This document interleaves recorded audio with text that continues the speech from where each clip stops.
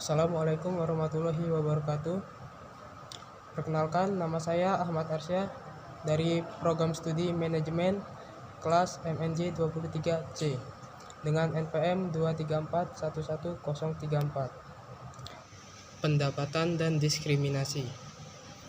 Pendapatan adalah sejumlah harta yang menambah atau mengurangi jumlah kewajiban suatu perusahaan dan dari penyediaan barang, jasa, atau hasil kegiatan usaha lainnya. Selain itu, Kamus Manajemen Buku Marbum menyatakan bahwa uang yang diterima orang, bisnis, dan organisasi lain dalam bentuk gaji, sewa, bunga, biaya, dan keuntungan disebut sebagai pendapatan. Indikator pendapatan. 1. Banyak kesempatan kerja yang tersedia. Banyaknya pekerjaan yang tersedia juga berarti Anda bisa mendapatkan penghasilan. Yang kedua, kecakapan dan keahlian.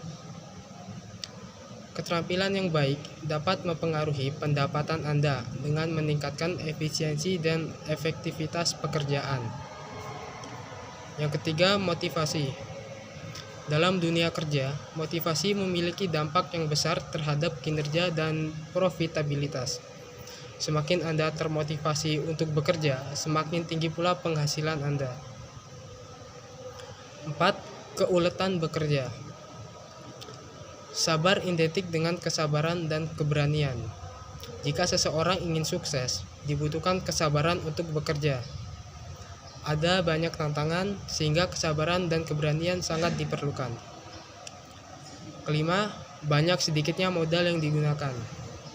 Dalam dunia usaha yang ditekuni, besar kecilnya modal yang digunakan sangat berpengaruh.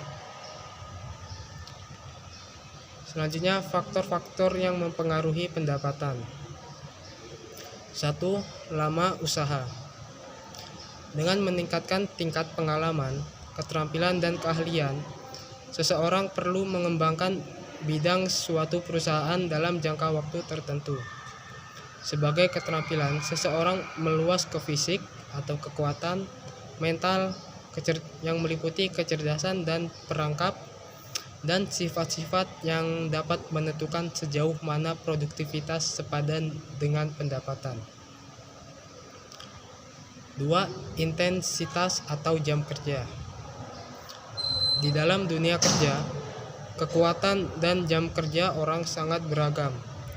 Orang yang cenderung bekerja keras memaksimalkan waktu mereka di tempat kerja dan mengurangi waktu henti.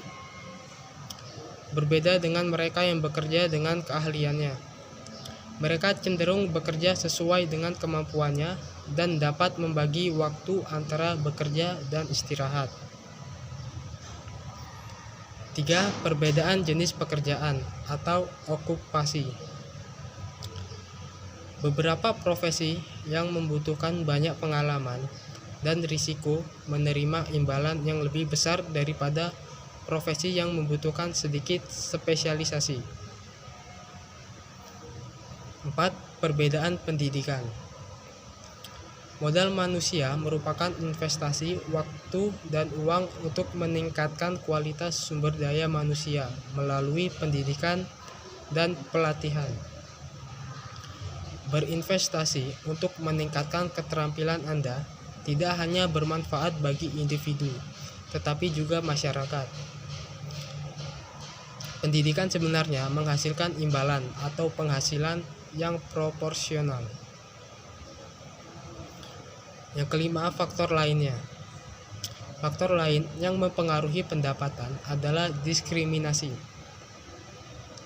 Dalam diskriminasi dan pengucilan suatu profesi tertentu, mereka berperan dalam menentukan besarnya pendapatan yang diperoleh. Selanjutnya, diskriminasi. Yang pertama, diskriminasi upah.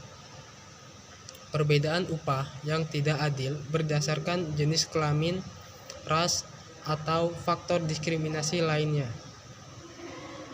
Yang kedua, diskriminasi akses.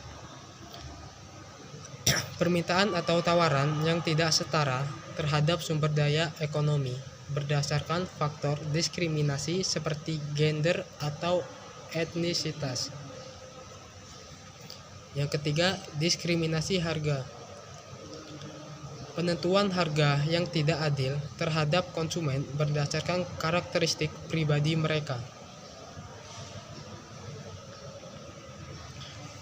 Diskriminasi terhadap pendapatan.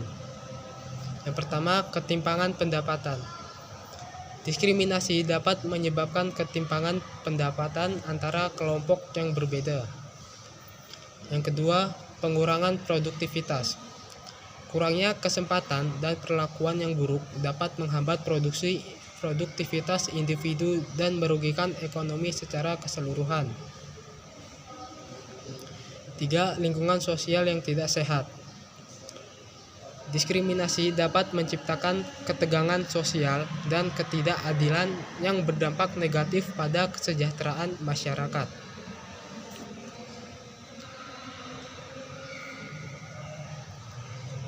Kesimpulan dan rekomendasi. Yang pertama, untuk mengatasi ketimpangan, peningkatan akses terhadap pendidikan dan kesempatan kerja yang adil dapat membantu mengurangi ketimpangan pendapatan. Yang kedua, kesadaran dan pendidikan. Memberikan kesadaran penting tentang dampak negatif dari diskriminasi serta pendidikan untuk mengatasi prasangka dan stereotip. Yang ketiga, regulasi dan pengawasan. Melakukan regulasi yang ketat dan pengawasan terhadap praktik diskriminatif dalam ekonomi dapat membantu menciptakan keadilan yang lebih besar. Demikian video penjelasan dari saya akhiri. Assalamualaikum warahmatullahi wabarakatuh.